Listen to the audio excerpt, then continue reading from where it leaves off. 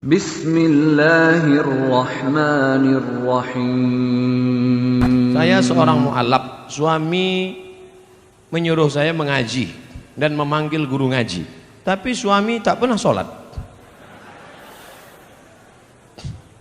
Bagaimana supaya suami saya mau sholat? Kasihan kali ibu nih. Ditinggalkannya umaknya, ditinggalkannya ayahnya, ditinggalkannya agamanya untuk mengikut kau wahai laki-laki. Tiba-tiba kau yang diikut pula mayat berdiri. Kan kasihan kita itu. Oleh sebab itu kupesankan kepada kalian wahai laki-laki, kalau kalian sampai merubah akidah anak orang sudah bagus, tapi kalian mesti menjadi imam. Mungkin belum pandai belajar mengaji. Datangi guru mengaji. Ustaz, saya malu nih Ustaz, istri saya mu'alaf, saya mau belajar ngaji Ustaz, tapi saya belum paham. Bisa Ustaz ajari saya 4 mata, jangan tahu orang yang lain, malu saya. Kata Ustaz, jangan kan 4 mata, 3 pun bisa baca. Utlubil ilma minal mahdi ilal lahdi. Tuntutlah ilmu dari buayan hingga ke liang lahat. Ya ayyuhalladzina amanu, hai para suami, laki-laki, qu anfusakum, jaga dirimu, wa ahlikum, istrimu, anakmu, nara, dari api neraka. Laki-laki, perempuan, siapa kepala rumah tangga? Laki-laki apa perempuan? Laki-laki. Siap jadi laki-laki?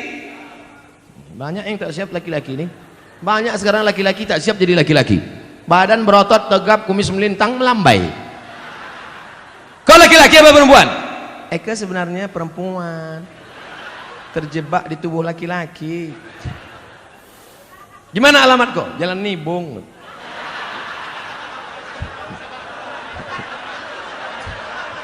Saudara yang dimuliakan Allah, dulu tahun 90, sekarang tak ada lagi. Masih ada juga lagi. Belum hijrah, belum taubat juga orang itu lagi.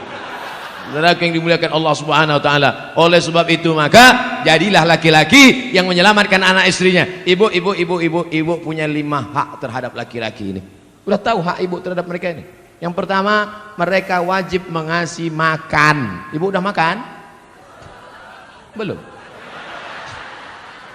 Datang jam 9, booking tempat. Sekarang sudah jam 3 kurang 15. Cuma mau makan. 2, pakaian. Alhamdulillah pakaian sudah dari ujung ke ujung pakaian. Tapi tadi ku tengok banyak juga yang pakai pakaian belum selesai dijahit.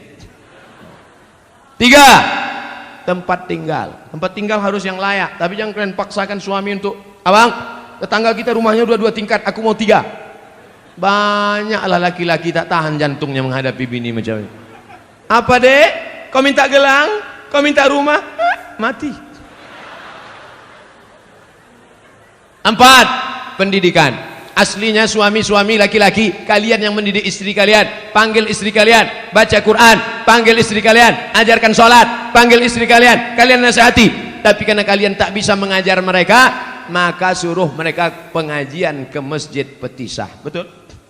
Datang Ustaz Munzir Situmorang mengaji dek, datang Ustaz Dery Sulaiman ngaji dek, datang lagi Ustaz Yahya Waloni ngaji dek, datang lagi Ustaz Uwai, Ustaz Adi Hidayat wah mengaji. Ini mengaji. Abang tak ngaji? Abang nyuruh aja. 5, perhatian. Makan sudah, pakaian sudah, pendidikan sudah, tempat tinggal sudah. Perhatian. Perempuan itu perlu diperhatikan, perempuan itu perlu dipuji-puji, perempuan itu perlu dimuliakan, perempuan itu perlu kata-kata sanjungan yang lemah lembut. Betul? Makanya Nabi selalu memuji-muji. Apa kata Nabi? Ya Humairah, wahai engkau Aisyah yang kulitnya putih kemerah-merahan. Ustaz, boleh saya panggil bini saya wahai engkau yang berkulit putih? Boleh. Tapi dia tak putih, tak apa-apa. Tak apa-apa, menyenangkan hati dia.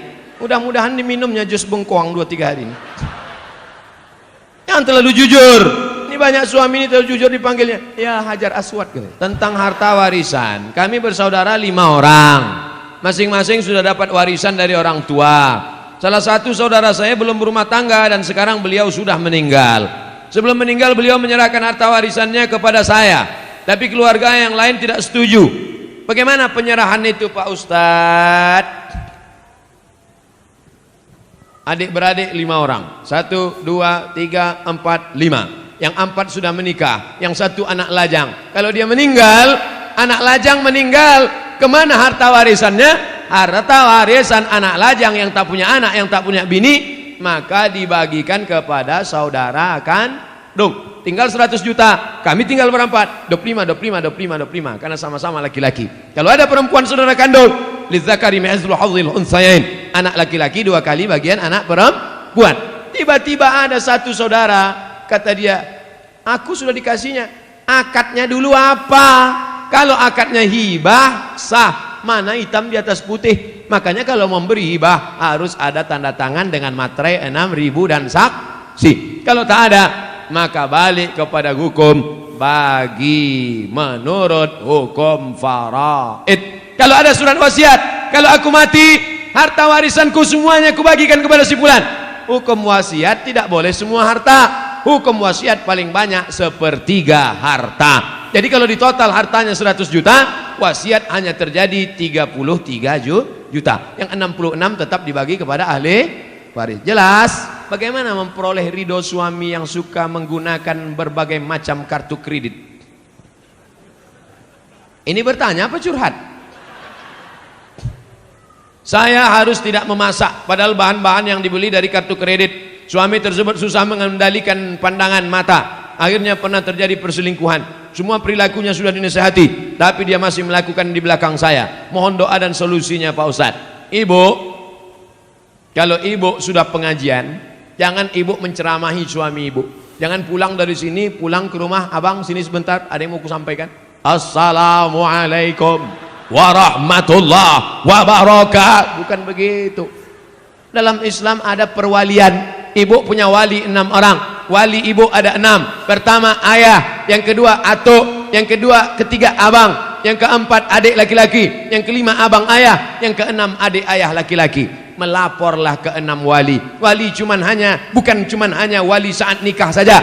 Saat suami terjadi sesuatu, maka wali memanggil suami. Kreditor, sini kau sebentar. Cutman, sini. Cutman dia, lelaki kartu. Saking banyaknya kartu kreditnya.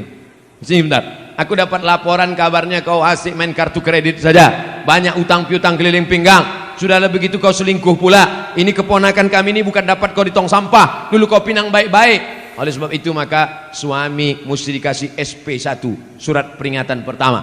Jangan lupa wali yang berbicara, kita semua saling mendoakan. Di akhir majelis nanti kita doakan mudah-mudahan lembut hatinya insyaallah. Gimana caranya meyakinkan orang tua kita tentang menikah muda? Ayah, aku mau meminang dia dengan bismillah. Pergilah, kau makanlah bismillah tuh kata dia.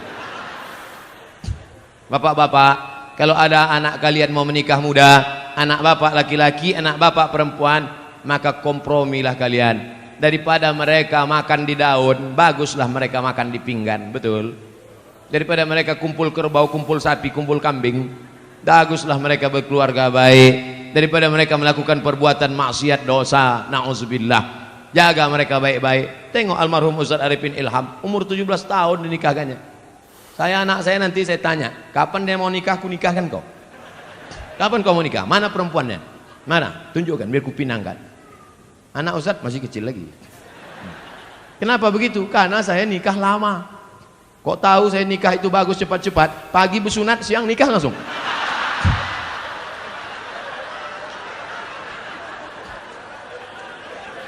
Man istata'a minkumul ba'ah, siapa di antara kamu yang sudah sanggup menikah, falyatazawwaj, menikahlah. Fa innahu aghaddu lil basar, karena menikah itu menjaga mata, wa ahsanul farji, menjaga kemaluan. Hafal dia Quran, terjaga hafalannya, terjaga matanya.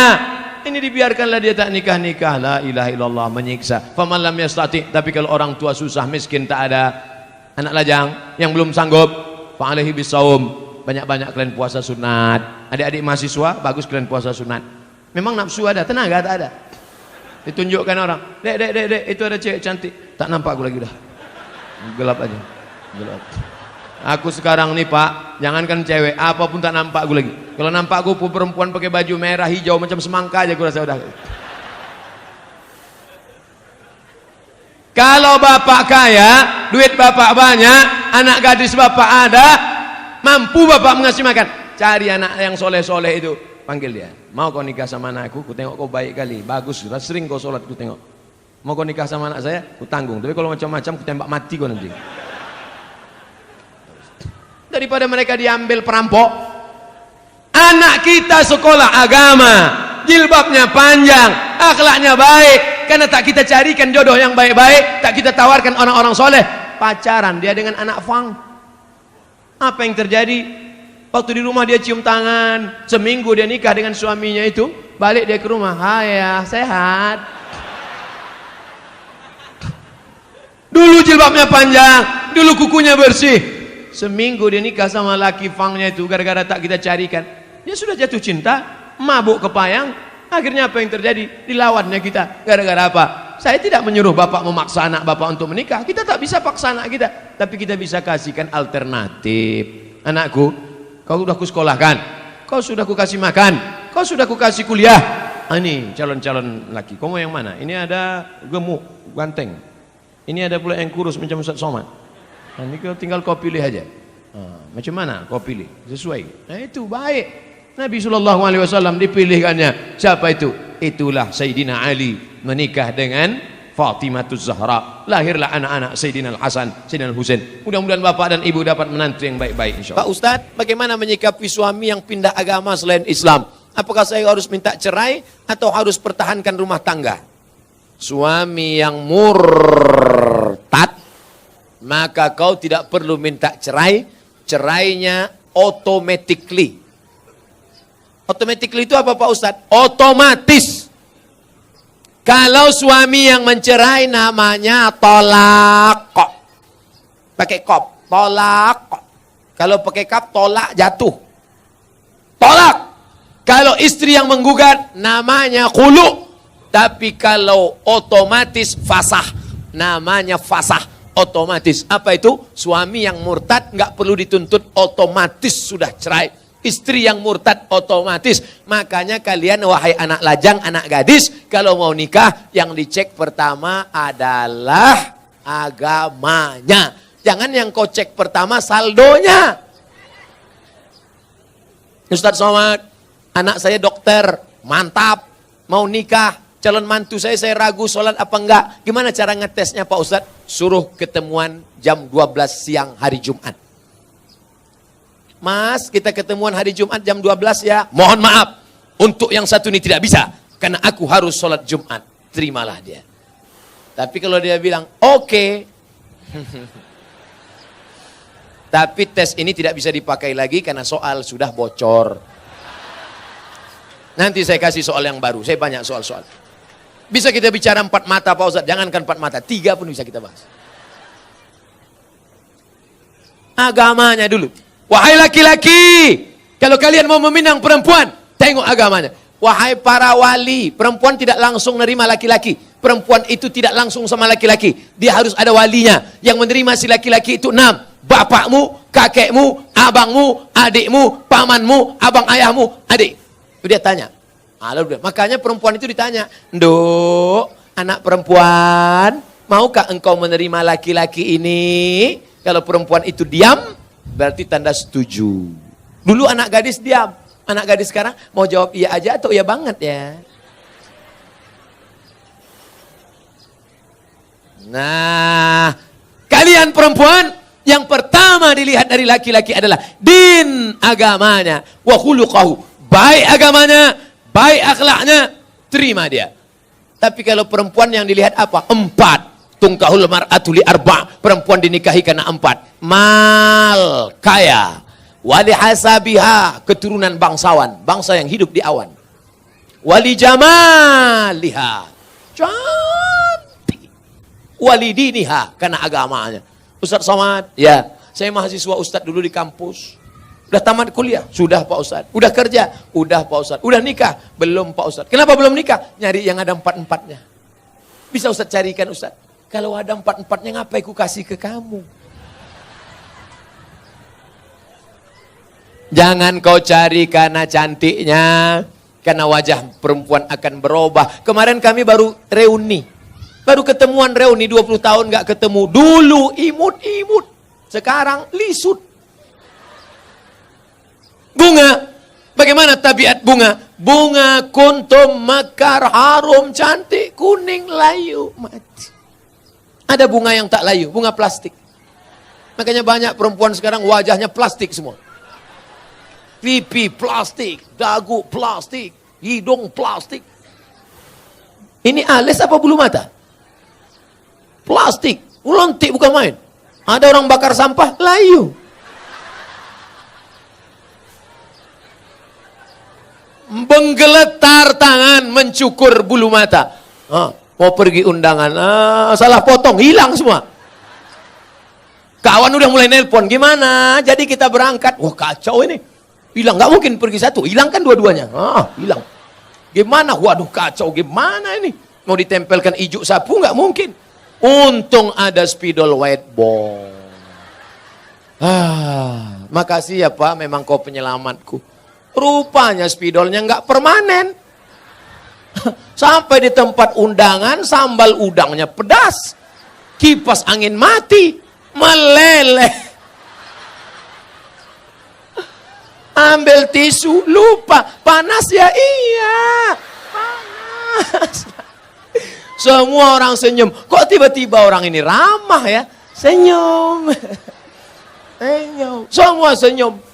Sampai pulang ke rumah mati lampu jam 9 malam. Assalamualaikum bang. Waalaikumsalam. Dia buka pintu. Allahu la ilaha illal qayyum. La ta'khudhuhu sinatun wa la naum. Lahu ma fis samawati. Kenapa hantu ini nggak pergi? Aku istri apa? Inilah bahayanya. Kalian anak muda boleh tertawa sekarang, tapi ini bisa saja terjadi pada istri kalian. Maka pilihlah perempuan-perempuan bontang yang solehah, yang religius, yang agamis. Takbir. Yang takbir yang belum nikah.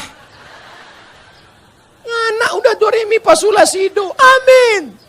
Allahu Akbar. Jaga aja bini di rumah. Kalian ini sudah punya rumah. Yang saya bicarakan ini anak-anak lajang yang belum punya rumah. Dia bicara tentang rumahnya yang baru. Kalian rumah yang udah lama itu aja dempul-dempul dikit, cet-cet. Saya seorang akhwat. Kelihatan dari tulisannya? Ada yang ingin saya tanyakan. Dia kalau nanya sama saya, tulis aja pertanyaan. Ini dia buat, saya seorang akhwat. Dibuatnya tanda titik 2.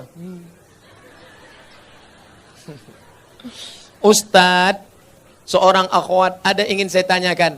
Ada orang melamar saya, tapi saya sedang menyukai orang lain. Bagaimana ya Pak Ustadz? Ini mancing-mancing aja.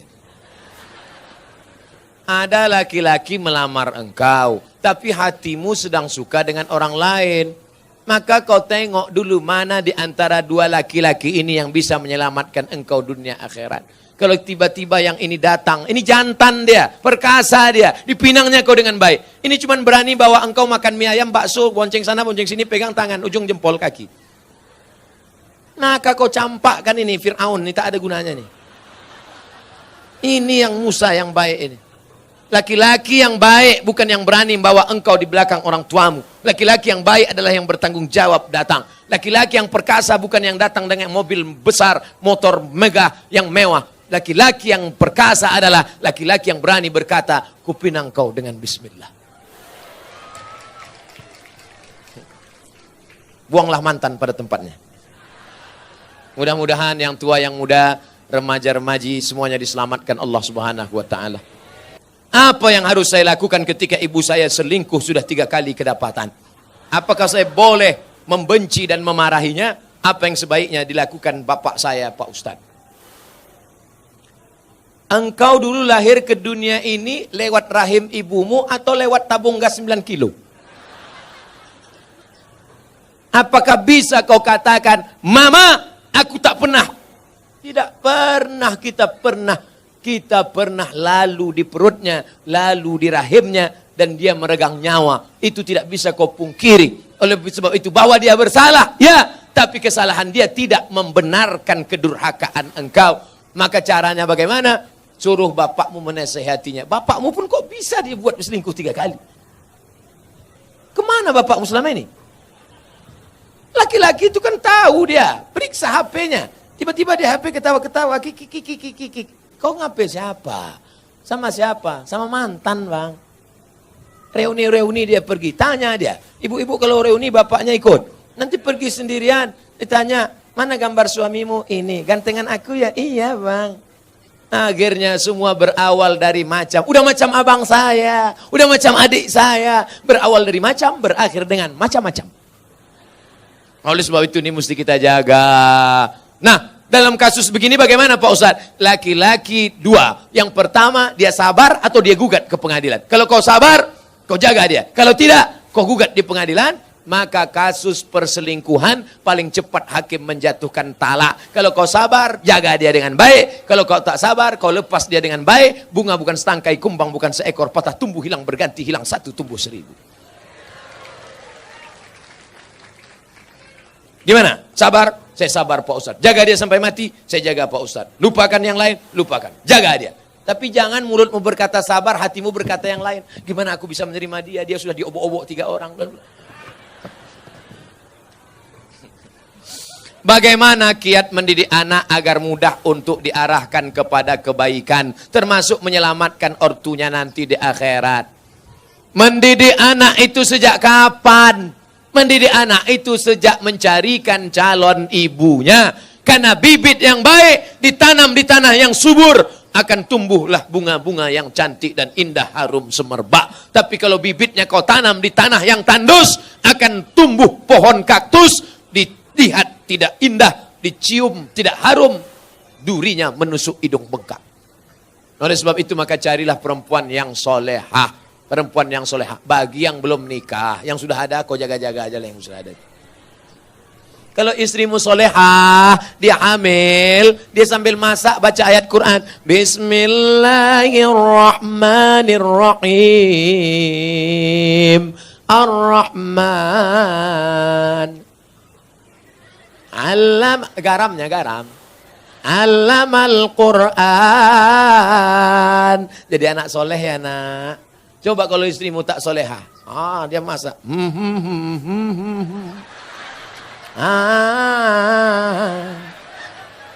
Garam tak ada.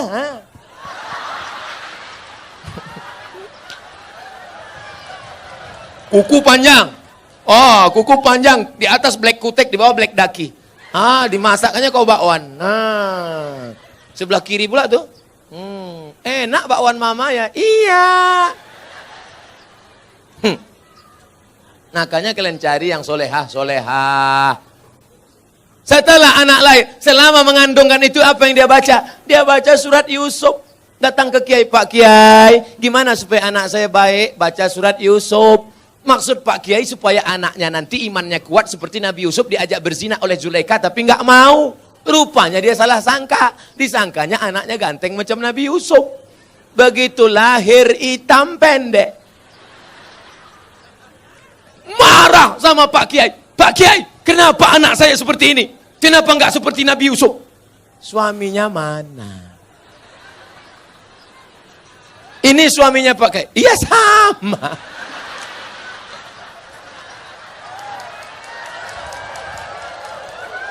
Maksud saya nyuruh kamu baca surat Yusuf, bukan anaknya ganteng macam Nabi Yusuf, tapi imannya kuat. Mohon maaf Pak Kiai, saya salah sangka. Ya nggak apa-apa lah, udah terjadi apa boleh buat Pak. Dia nggak akan marah, dia nggak akan komplain ke kamu. Aku nyesal nikah sama kamu mas, hitam pendek, jelek, busuk, bau. Jangan-jangan aku kena pelet dulu. Dia tetap nerima. Apa kata dia? Mas, aku nggak marah karena Islam mengajarkan rukun iman 6. Iman ke-6 adalah nerima takdir baik dan takdir buruk. Engkaulah takdir burukku mas. Dia ridho nerima. Dia tidak akan marah mencaci maki engkau. Karena dia berkata, walaupun bagaimanapun juga, engkau adalah pilihan terbaik menurut Tuhan untuk aku, mas. Walaupun kemana-mana orang selalu bertanya, itu supirmu ya? Lalu kemudian, setelah anakmu lahir, dia akan menyusukannya. Disusukannya anakmu berapa lama? 2 tahun. Sekarang banyak perempuan tidak mau menyusukan anak 2 tahun. Disusukan anak ke kaleng. Makanya anak pulang sekolah bukan meluk ibunya, meluk kaleng. Tanya Bu Dokter, tanya Pak Dokter Andi Sopyan, apa kata dokter? Coba tengok dinas kesehatan, susukan anak Anda 6 bulan berturut-turut, ASI eksklusif. insya Allah otaknya akan cerdas, tubuhnya akan sehat, tidak terkontaminasi penyakit. Dulu kita mandi di sungai 6 jam mandi sampai biru bibir, nggak ada batuk, nggak ada demam. Air susu ibu membuat kita kuat, imun kita sehat. Anak sekarang ngelihat mendong aja bersin. Ikatan emosional dekat.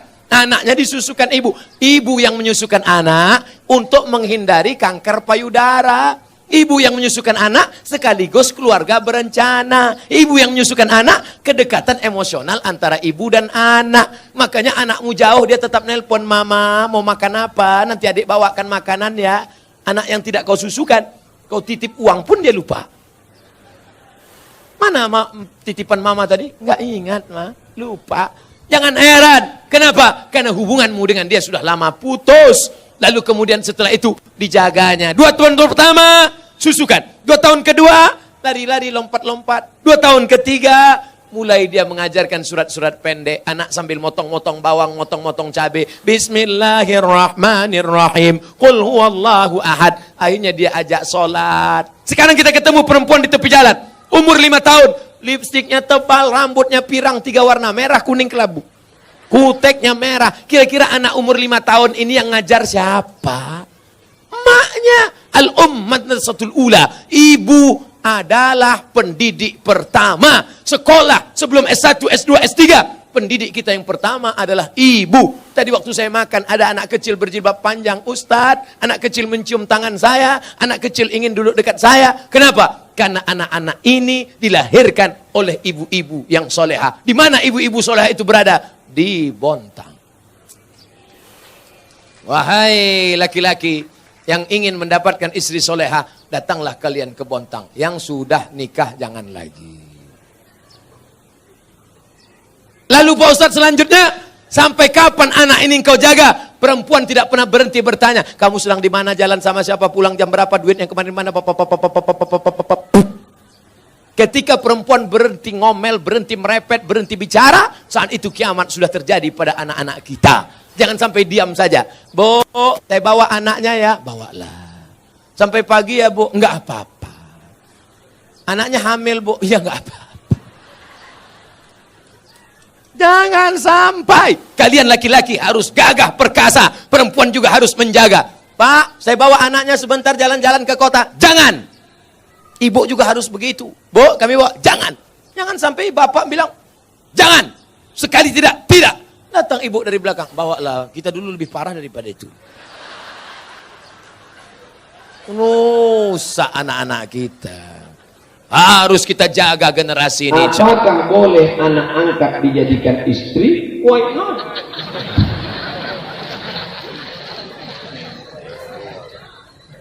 Bapak kalau mau punya anak angkat, cari keponakan bapak yang perempuan. Bapak kalau mau punya anak angkat, cari keponakan bapak yang perempuan.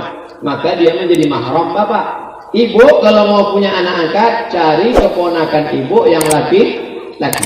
Tapi kalau bapak cari anak angkat anak orang lain yang tak ada hubungan mahram dan tidak disusukan oleh istri bapak, masalah berawal dari anak angkat lama-lama menjadi bini angkat. Ada bini angkat, Ustaz. Ada 3 masalah anak angkat. Yang pertama, hukum adopsi di Indonesia menjadi bermasalah pada anak angkat ada 3. Yang pertama, anak angkat dipakai nama ayah angkat dalam penulisan BIN. Haram. Ud'uhum li abaihim, pakai ayah kandung, tak boleh angkat. Wa aqsatu indallah, itu lebih adil di hadapan Allah. 2, banyak ayah angkat ketika mau mati meninggal dibuatkan surat wasiat semua harta untuk anak angkat. Nanti kalau aku mati semua hartaku untuk anak angkat, adapun saudara kandungku itu selop jepitku pun jangan kasih. Haram hukumnya. Anak angkat hanya boleh dapat wasiat tak lebih dari 1/3 harta. Kalau lebih daripada itu haram. Yang ketiga yang jadi masalah adalah kalau bapak punya anak angkat, nanti bapak berdua-dua di rumah dengan dia, ibu punya anak angkat, ibu pun berdua-dua, tak ada mahram. Haram. La yahluwanna rajulun ma'amratin illa ma'azi mahramin. Tak boleh berdua-duaan tanpa mahram. Tapi dia udah macam anak saya Pak Ustaz, dia udah macam ayah saya. Berapa banyak berawal dari macam, berakhir dengan macam-macam. Ingat, setan datang. Setan datang dari depan, dari belakang, dari kanan, dari kiri. Tak satu dua kejadian, terlalu banyak untuk diceritakan. Tonton di YouTube, lihat, dibaca di koran, di internet, kejadian tentang ayah angkat, anak angkat ini. Maka kita jaga keluarga daripada perbuatan yang haram.